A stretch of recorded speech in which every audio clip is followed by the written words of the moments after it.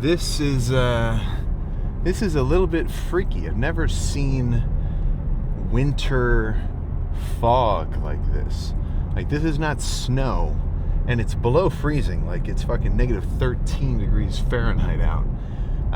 But it's like, I feel like I'm on Antarctica. And like, this is a very, maybe it's just the sunrise with all of because the air is insanely dry. Because it's so cold, no moisture can really float around. It just gets frozen, and then maybe that has something to do with it. I don't know. Plus the sun coming in. But this is a very interesting look for this morning's arm day. And not only this morning's arm day, but this morning's Refeed arm day. So yesterday and the day before, I woke up at a morning weight after the bathroom before eating anything. That's what I call a good consistent morning weight at 226. Now 226 once is kind of a fluke. Maybe I was just a little dehydrated that day, which I thought I was that first day. But 226 twice, that's a little bit too quick. I've been bouncing like 230, 228, 229 this last week. So just to jump straight down to 226 like that, that's given me the low terrain pull up signal, at least for 5 weeks out. If I'm 226 in 2 weeks, very flat average, like I'm 226 bouncing around, maybe 227, 225, like something like that, that'll be about right. But I don't have to be there right now. So this is actually the best case scenario I could think of for this prep, is the fact that I'm ahead of schedule and I've got room for some refeeds. So yeah, yesterday, just all inclusive, 5,200 calories. I got I tracked everything, of course, but it wasn't 5,200 calories of just like straight junk. Really, I just ate a lot of the foods that I'm already eating. I had a bunch of little yogurt drinks. I had a whole bunch of extra steak. I'm hitting 250 grams of protein normally. Yesterday I had 420, and not because 420 is better than 250. It's just I wanted to eat. I wanted to just get some freaking food in my system, and I could because I was a little bit extra light the last 2 days in a row. So it's not the most scientific sort of thing, but you know what? That's what Coach told me to do, so that's what I'm going to go ahead and make happen. Coach being me. But yeah, there's a whole bunch of steak. Some this is really good. I had cube steak, melted cheddar cheese, and then 3 real tortillas. That was one meal. And like, not even that crazy, 75 grams of carbs, 20 of fats, and like 60 of protein. Like, it's not insane, but I just had a lot of basic, plain, real food meals like that. And guess what weight I woke up this morning? So 5,200 calories. I basically ate 2 days worth of food for me. So shit. Did I just screw my whole diet up? Am I screwed? Am I gonna have to pull out of the Arnold? Not exactly. Not freaking exactly. So even though that was double calories than standard, actually guess, I was just 226 2 days in a row. I was eating about 2,600 calories. What weight am I now today? After I had 5,200. So literally double. Am I 235? Am I 240? Am I 226 and nothing happened? No, I'm a little bit heavier. 228 this morning, right? So that's kind of my justification of why I think that is a solid refeed, because I was able to eat all of that food, get a really good night's rest. I'm going to come in for this arm day extra recovered and like freaking fed, and I'm the exact same weight that I was on my deficit a couple days ago. So we're cool, a refeed thrown in every mix. I checked to see when the last one was. That 5,400 calorie refeed I did, it was 3 weeks ago. So yeah, 3 weeks of steady, actual legit deficit dieting in between, and then another refeed. That's a decent frequency. The problem would be, never forget, you can never not fumble the ball. You can never not fumble the bag. You never have it all the way in your hands. So even though I'm talking pretty confident right now, I had this refeed, I had a bunch of food last night, we're good. I'm only 2 pounds heavier, and those 2 pounds are really just carbs and water. Like, I'm not any fatter than yesterday. For me to have done that yesterday is cool. If I did that again today, and I had 5,000 calories tomorrow, and I had 5,000 calories the next day, and I had 5,000 calories after that, if I did 5 of those, just refeeds in a row, that's where I've now lost the plot. I'm no longer on track with an extra bump of a refeed in the middle. I'm actually just not dieting at that point. You know what I'm saying? So it's a very nuanced kind of case-by-case sort of thing to give yourself a refeed. And I think about it the same way as a rest day. Don't do it just because. Actually have a legitimate reason behind it and a plan to implement it into your training, and then you can actually use it to your advantage, you know? So I don't want, like, what I hate on is when guys are going to say, yeah, man, you know, I just thought I needed a rest day, you know, I just need to focus on my recovery. Like, really? Maybe you do need to focus on your recovery because you went out drinking last night and you woke up this morning fucked up still, you know, not to drop an F-bomb on you, from the night before, and you're like, dude, I'm not working out. Right? Or the guy was just, you know, a little tired that day and he didn't really feel like it. He's like, yeah, I'll take a rest day. You know, same thing with the dieting. Oh man, I've been dieting hard. You know, maybe the guy's been in a deficit for 3 days. Yeah, I earned it, bro. I earned this refeed. You know, let's go get crumble. And then not only do they not do a refeed of like just real normal food, like just beefs and eggs or rice or whatever they've been normally eating, they eat a bunch of total shit. And they try to justify it because they're saying, oh man, I'm doing a refeed. I've just been so locked in. Yeah, oh my goodness. Yeah. No, if I had 5,200 calories yesterday from like Cane's and Wendy's, this morning, I guarantee I would feel like sick. Like just fucking gross. Because I'm so used to what is now a very clean diet for these last few months. Like actually just basic plain whole foods, that if I threw a bunch of junk in the mix, like out of nowhere, it would really hit me. I did this Yellowstone road trip a month ago-ish, or maybe 2 months ago, I don't remember. Like saw one of the geysers go off. It was pretty cool. But on one of the last days of the road trip, like right before we're about to get there, all right, yeah, let's get some McDonald's. You know, I haven't really eaten anything today. Calorie-wise, I can fit it into my plan. Yeah, give me 2 singles, a medium fry, Diet Coke. That'll be my order. Not that crazy. So I get it, and as soon as we get to this cabin, I'm like, just fuck, my stomach's turning. You know, I'm not saying I'm never not, or I'm, what am I trying to say here? I'm doing like double negatives. I'm not gonna stop some fast food in the future, like especially in an off season, dude. Give me a freaking chicken sandwich, you know. But currently, right now, just from being so consistent with this kind of foods, I do see, like, you know, if I throw some junk in the mix, it is kind of gonna gunk up my gears, if you sort of feel me. But that's just current, you know. Fast forward 6 months, I'm no longer actually trying to cut down so hard for a show or anything, and I'm trying to put some size on.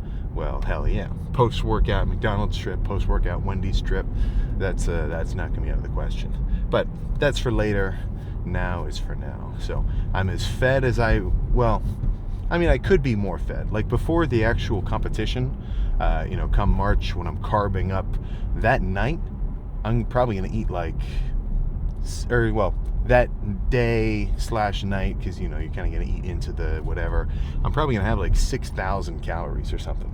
Minimum of just straight carbs. Like I'm not even really going to eat any protein when I'm carbing up because I don't need to go through that. Like I'm just trying to leverage glycogen into my system. But yeah, I mean, if I do 1,500 grams of carbs, that's about 6,000 calories, you know? So I'm not that carbed up. This isn't as crazy a look of what that carb up process in the peak week is going to be. But just from coming in a little bit more hydrated, a little bit fuller this morning, and well rested, and probably a little bit more, you know, well recovered, because I had all those extra calories last night at my disposal to really kind of just, I want to say, sort of power my whole recovery process. This is going to be a good lift. This is going to be a good freaking lift, that's for sure. So I think I might make a clickbaity title and make it say some shit like, you know, 6,000 calorie canes, six or like something like that. Just a view bot. Like, and it's so all the clickbaity titles is so BS. But sometimes I think it'd be kind of funny.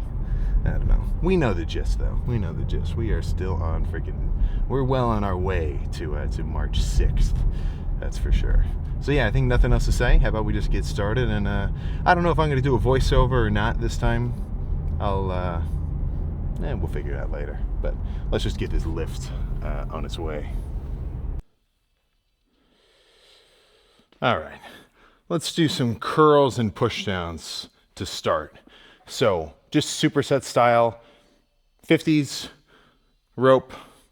Probably do this a few times in a row. All right.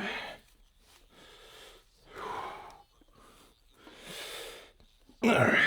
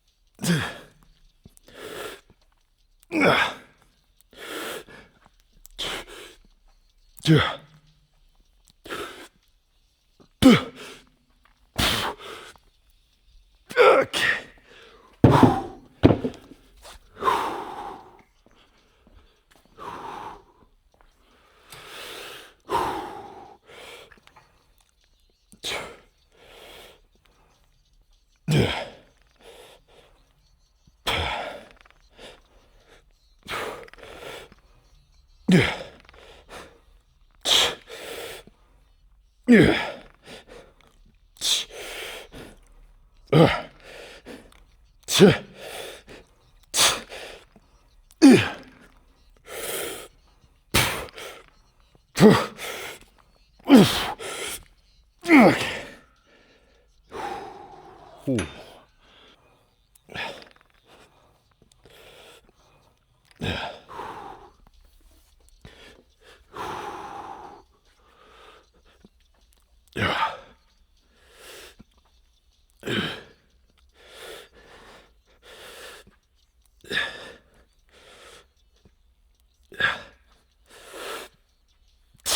Okay.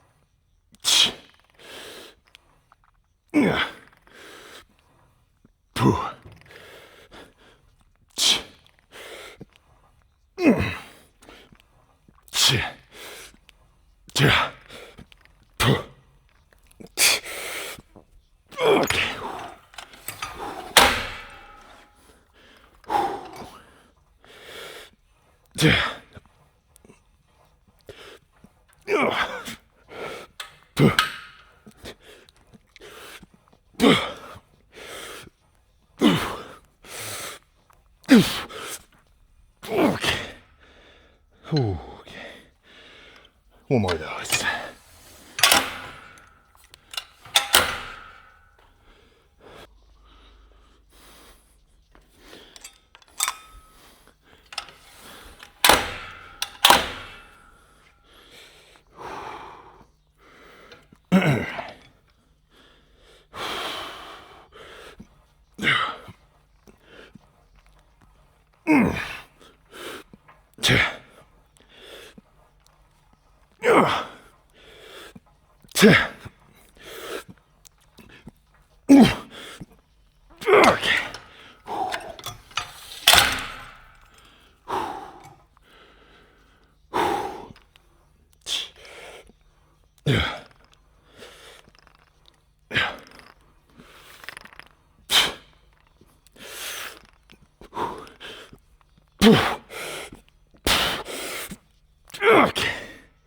Oh.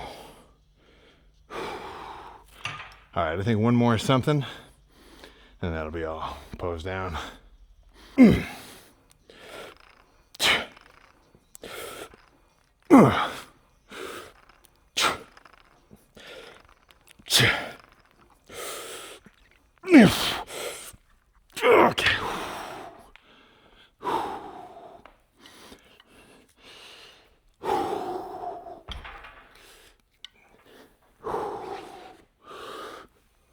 Okay.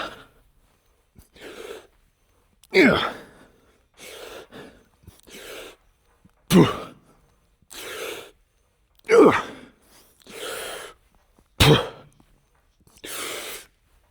Okay. Oh, all right. Yeah, let's see how we're looking. All done. All right, so I think that was like 6-ish total sets. Nothing crazy in terms of volume. And even the sets themselves were a little lighter squeezing. But even now, just like feeling my triceps flex and like bend, like, can I even, okay. I can, when I'm dieted, I can touch my shoulders even when they're pumped. Usually bulked, for me to not be able to touch my shoulders with my fingers is a good sign. But dieted down, it's just part of the deal. So let's start from the backside and then flip around.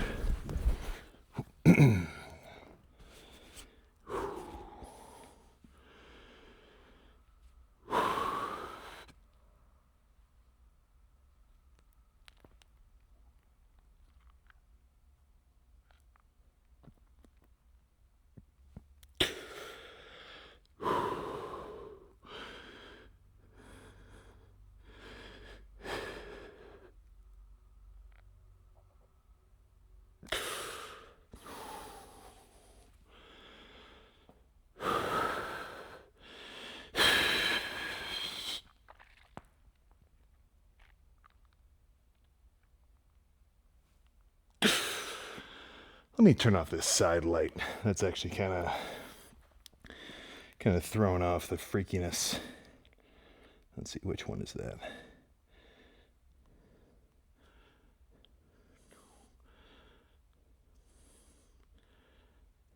Come on. There we go. Yeah, let's try that one again.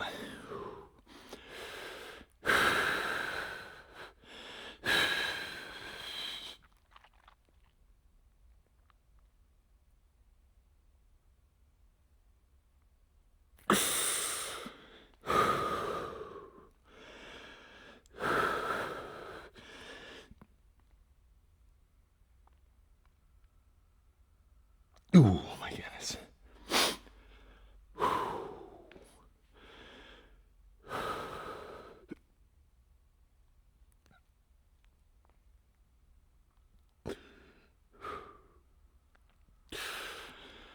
Oh my gosh. I don't know if it's because I got extra carbs in my system. Actually, no, I do know why. It's because that arm day was like quick paced, only resting between doing 2 sets at once instead of doing set, rest, set, rest. It was 2 sets, rest. But yeah, midsection wise, would you say this was a 5,000 calorie refeed day? Because I most certainly would not. That's good. So, yeah, man. One day freaking closer. One day freaking leaner. That's what I say about this. All right, I'm going to get back to the bike. So, how about we jump in the car and freaking roll? All right, so sometimes I can't tell how the pose down looked because even though I can see my own reflection in the camera, I've been using like fancy lenses where you have to edit the video to actually make it like normal aspect ratio. But you know what kind of sucks? Even though that was a badass lift, like, and visually I could tell I was pumped to SHIT, it didn't really feel as good as it looked. You know, like, I don't know, something about it, like the energy wasn't there. You know, and I'm not trying to whine, like self-complaining, like that is never a good mentality to have, where you're just coming into the gym and you're like, oh man, I feel like shit, oh I don't really like, oh it's just like something's off. Like, try not to catch yourself complaining to you or to anybody else about it. You know, let's say you're really going through it and somebody goes, hey man, how you doing? You better say, I'm doing too good. It should be against the law to be doing this good, right? Just put that energy out there and you'll kind of start to sort of envelop it a little bit more. But that doesn't mean that I can't recognize when things are just a little something. So I don't know, maybe I didn't sleep as well as I thought.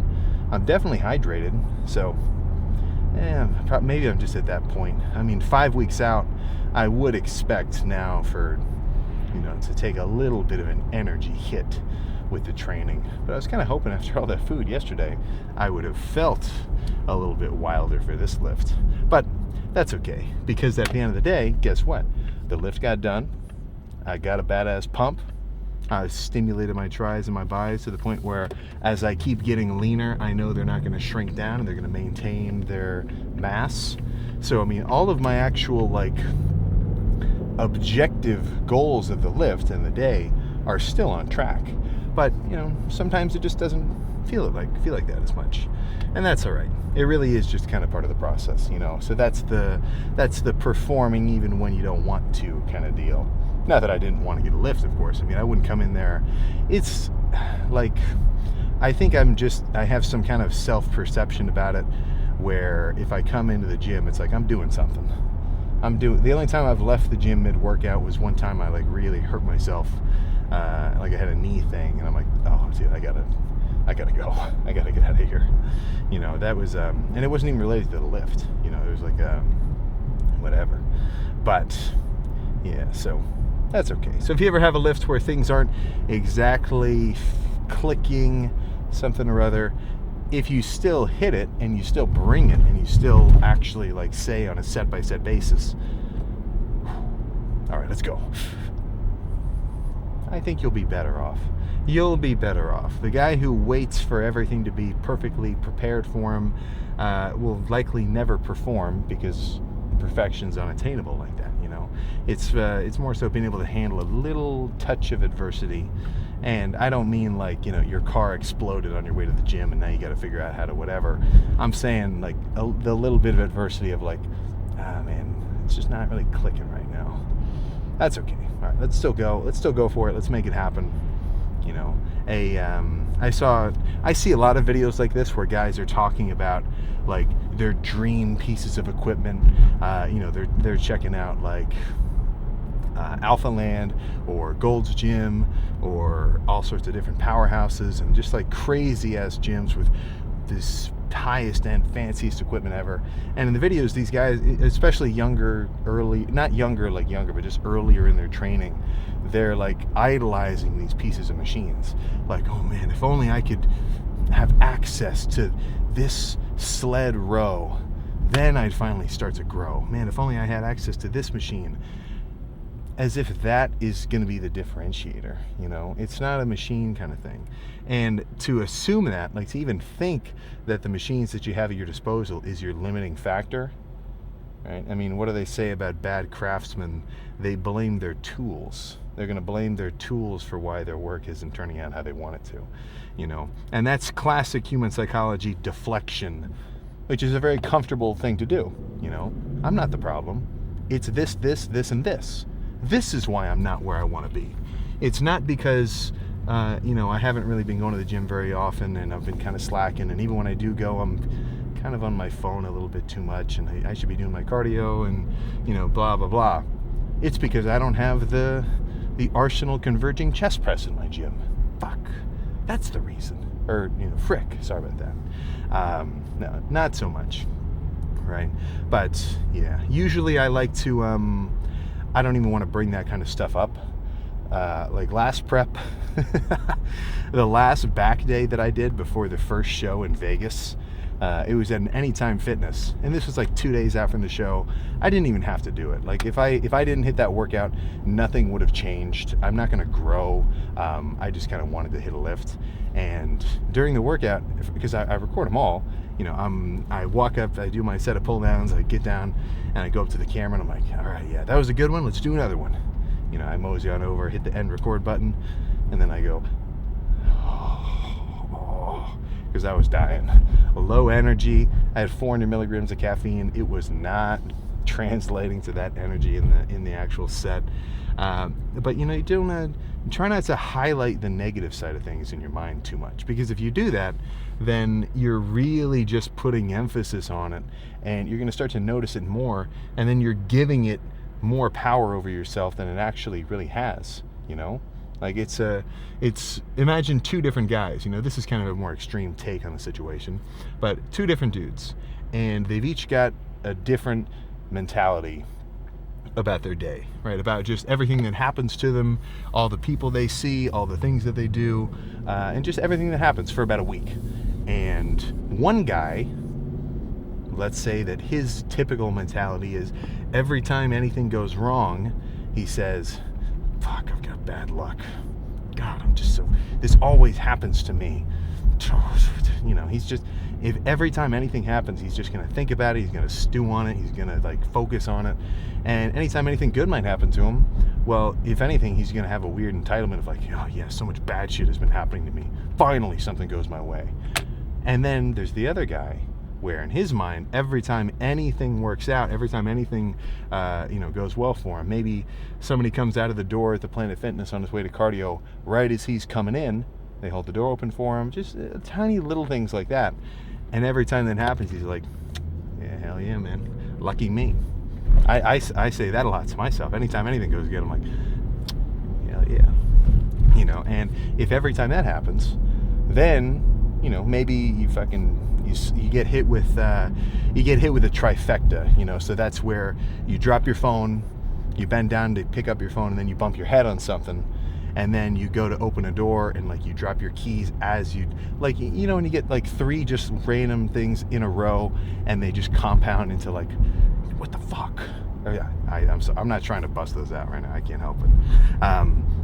Anytime something like that might happen, if the guy has this awesome positive attitude, or at least slightly more positive than the average dude, well, then he might say, shit, well, it balances out.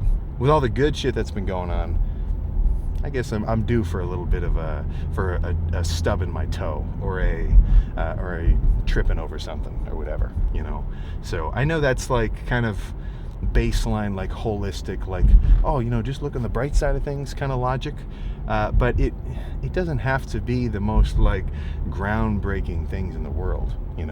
If you list out 3 things that were good today, or 3 things that were bad today, even if the 3 things each happened, if you only focus on the 3 good ones, just overall you'll have a slightly more positive outlook on everything, and it'll kind of compound, right?